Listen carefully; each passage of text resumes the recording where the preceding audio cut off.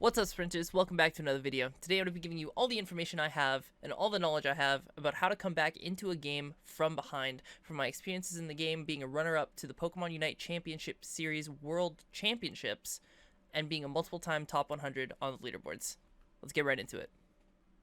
Hey guys, real quick before we get into the video, about 70% of the people that watch my videos are not subscribed, so if you're enjoying the content, make sure to subscribe and turn on the bell so that you can stay up to date for whenever a new video drops. Peace. Okay, so I've been getting this question recently in the comments. How do I come back into a game? How do I win a game from behind? And today I'm going to show you. So essentially, when it comes to winning a game from behind, the most important thing you need to do is avoid the enemy team. Now, what this looks like, and when you know you're behind, will be in laning phase. So we'll say it's 7 minutes on the clock. Regieleki is spawning, right? So you at this point, let's say the enemy laners are level 6 and level 6 in top lane. Their jungler's level 8. And then they're, let's say, 7 and 8 on bot lane. So your bot lane got kind of smashed this game. Let's say they're 3 and 4. Let's say your top laners are like 5 and 6. And your jungler is 7 to their 8. You are never winning this fight at the Regieleki. So what do? Well, to come back into this game, because this looks like a very, very terrible situation, if you bring all 5 people up here, you're going to get met with these 5 people, and you're going to lose. You're just going to get destroyed. The level gap is too big. The damage gap will be too big. You all are going to die. They're going to get this. They're going to push your tier 1, push your tier 2. Then they're going to rotate down here and take your bot pad, and it's over. Game over. So, what you do in this situation, Regieleki being spawning, bot objective also spawning, is you're actually going to pull your teammates down from top lane, right? You know the enemy team is going to rotate up and go to Regieleki, so don't fight them. If you have no chance of winning the fight, don't fight them, right? Just come down right here, come down to bot, take all the farm that's here, score on the pad, and take the objective. Take that a step further, you can go into their jungle, see if their jungle is respawning. Depends on how much time you have. But general consensus, general thing you need to do is if you are not going to win the top objective fight, you need to come down, you need to play the other side of the map. At this point, you're trading the top side of the map for the bottom side of the map. You have to understand that this is a losing situation. This is a losing position. You are not winning right now. And that's okay. We know we're not winning, we have to come back into the game. So we soak all the farm down here, we soak the jungle farm, we crash this pad for points and XP so that we don't fall massively behind in points when they shove this into our pads. And then we look in the jungle to see if there's any XP here. We try and take away these farm here, try and score more on their bot pad. We take away the objective. And then we just go back to farming until the next round of objectives. So what this will look like is they're going to break this pad for sure. They might actually break this pad, but hopefully you guys can back in time. So you guys would be farming here, here, and here, these Aldinos.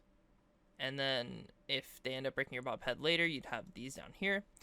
But essentially, what the map state is going to look like after this play, there's going to be no objectives on the map. This is guaranteed to be gone. This is guaranteed to be gone. Both objectives are gone. And your team takes this line of farm. Their team probably takes this line of farm. You clear your jungle, and you get a 1-up on them by trying to clear their jungle. So yeah, you were behind early, but this will help even out the early game level disparity quite a bit. Okay, so we talked about playing opposite sides of the map. We talked about trading the map with the enemy team. And we also talked a little bit about farming. So we're going to go a little bit in depth, and farming is very, very simple. But basically what it comes down to, you lose this objective, so you go for this one, right? You trade the map, and then you're just trying to soak whatever farm you can, right? So no matter where it is on the map, right? It's like all down here when you go to push these pads, your jungle farm, the mid farm if you can get it, the enemy jungle if you can get it. You're basically playing a game of try and get as much farm as you possibly can without dying. That's kind of the only way to really, well, it's not the only way, but it's the most consistent way to catch up on levels. Because if you get all of this farm here, and then let's say you get a little bit of the farm in mid, maybe you steal a buff, and then you get this whole line of farm here, you've just won the majority of the map, because this section right here is all the enemy has to farm. Meaning that you're getting more XP than them, meaning you're catching up in the game. So that's basically kind of what you need to be doing in between objectives, especially if you're behind. Now, when you're ahead, you want to be farming, obviously, as well. But when you're behind, you need to try and get as much farm as possible, no matter where you're getting it. What matters is that you're getting it and you're not dying for it. Okay, so we've talked about the concepts of playing the opposite side of the map and also farming as much as possible. Now we're going to be talking about trading. Trading with the enemy team as much as humanly possible. And this builds upon what I said about Reggie Eliki goes here, you guys go here, because you cannot contest this, right? So you progress in the game, right? Let's say it's second Reggie Eliki spawn and second bot objective spawn. So at this point, you should be relatively close in level. And if you're not, that's okay. So here's how we have to play this out, right? These are both spawning at very similar times. Maybe they're a few seconds apart, right? So you have to pick and choose which one you're going to go for. Now, Reggie Eliki is by far the most important. So if you think you can fight, then I would go, obviously, for Reggie Eliki. If you think you can fight and you can win. If you can't fight, you're just going to come back down. You're just going to come back down. You have more than enough time because Reggie Eliki will take even longer to get to this pad or even to your base. So you have a lot more time to play with this time around. And so you can come down here, you can take this, you can go to their tier 2, you can clear this farm again, you can look in their jungle. Maybe you found some time where, you know, the enemy wanted to play bot side between objectives. You came up and played top side, and now you have this pad. So maybe you can start taking this farm. But the whole idea is if you're behind, stay away from your opponents, right? Wherever they go, you go somewhere else. If they go top, you go bot. If they go bot, you go top. If they want to go to your jungle, go to their jungle, right? You want to stay away from them while still getting farm and XP. That is the by far most important thing that really will get you back into a game. Now, if you feel like you can fight the objectives, if you feel like you're strong enough, let's say after second, you're like 10, 10, 9, 8, 9, or something like that, right? And this is like alt levels depending on Pokemon. And then these guys are like 11, 10, maybe 10, 9, and 9. You can win this fight, right? These are pretty much almost even. These are almost equal levels, right? This is a winnable fight. At that point, you can go up, fight the Relicy. If you win, good job. You come back into the game. If not, then you just have to keep repeating steps 1 and 2, where you play on the opposite side of the map, you trade things, they want something, you take something in return, right? And you keep trying to get your XP and get back into the game.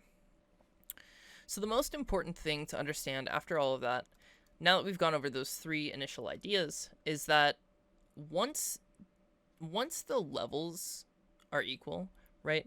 Once we have the same amount of XP as our enemies. So let's say we have level 12, 13, 14, 12, 11, right? And then they have the same, right? Enemy team has the same. Well, at that point, you're even in the game, right? You can fight equal fights now, right? And you don't have to worry about trying to run away because you have your levels, you have your XP, you have your way back into the game, and now you can fight you can fight a zap fight, right? Or a ray fight in this case, right? Once your team's levels is close enough to the enemy team's levels, you can start contesting things, right?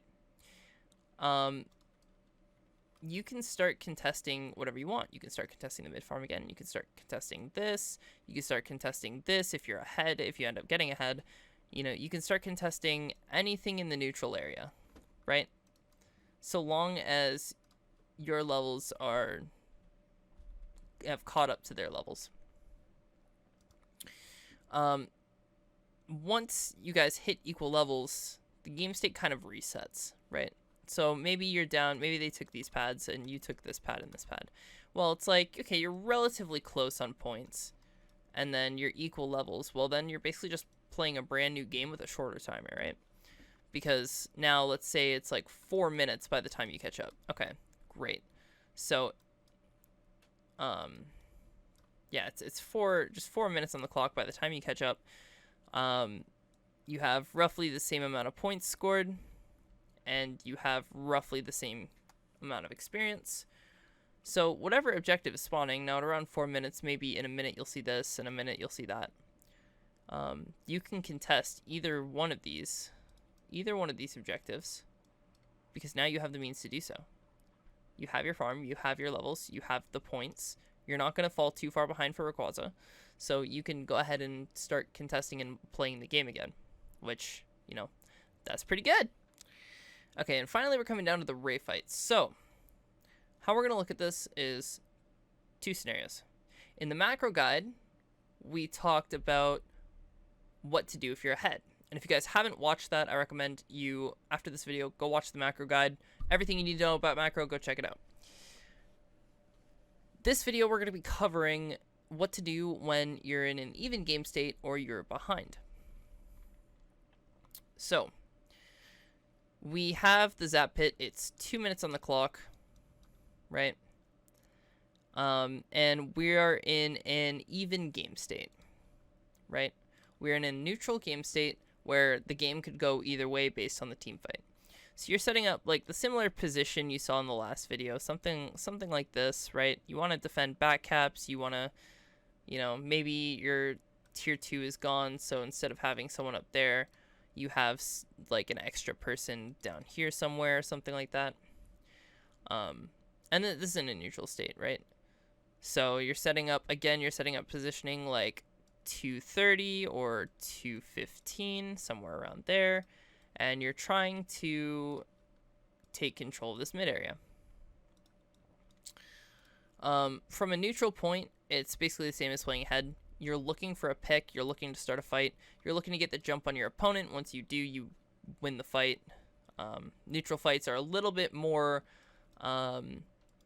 risky though, because it requires you to have to play better than your opponent rather than just taking your levels and shoving them down their throats. Meaning that if someone makes a pop-off play on the enemy team, you're probably going to lose. And that's just the nature of a neutral game when it comes to Rayquaza. So let's talk about what to do when we're behind. So this will win you games 9 times out of 10. If you have characters on your team with CC, just clump in a bush. Don't clump in this bush. Everyone thinks you're going to be in that bush, so avoid that bush. Instead, pull 5 dudes right here. Or pull 5 dudes right here. Or maybe right here. Or maybe right here. Right? Find some place that they would not expect, the enemy team would not expect you to be, and just put some dudes there. Right? Maybe you have 3 dudes in this bush. Maybe you have 2 dudes in here. Who knows? But go somewhere that the enemy team isn't going to expect. Wait for one person to walk in, because they always do. And this, you see this in competitive play as well. This isn't just a solo queue thing. People always face check for whatever reason. And when that person face checks, well, congratulations, you just caught them out and you got yourself into a 5v4 situation while behind. Super, super good. Now, let's say the enemy team doesn't face check you. Let's say they're extremely disciplined, and they don't face check you. What do? So in a game that's behind, you're going to want to take the top side of the pit, This is where you want to be. You want to be all up in this place. Reason being is your play is to hit the Rayquaza. You are behind, your play is to hit the Rayquaza. Now, the reason you want to do it from the top side is because bot is open. Top is not. Top, there's a wall. This wall is actually very, very important. So most people set up on bot side, right? Because it's the entrance to the pit. It allows them to hit when needed. Well, if you come and start hitting from the top side, you now have a wall between you and the enemy team. They have to walk all the way around to hit you. Or they have to walk into the pit, take some damage from Rayquaza, and use some sort of movement ability to get over the wall and hit you. So, most notably, back on the old map, Black Hands did this to us one time, where we were pretty far ahead in the early game and in the mid game, and then come late game, they just ripped this over the wall and called it a day, and we lost the game. And we weren't prepared for that strategy, and ever since then, that has stuck as like, wow, that's actually really, really smart.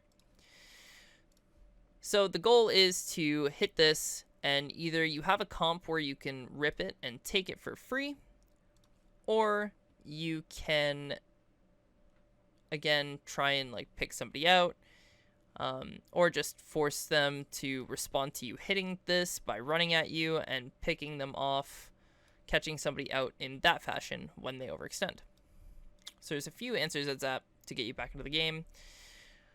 And they all rely on tactics that would pressure the enemy team and force them out of position so that you can come in and, let's say, catch out their carry, catch out their front line, do something to make them blow cooldowns, maybe a Unite move, or even kill them. And from that point, you can walk forward and you can start a fight.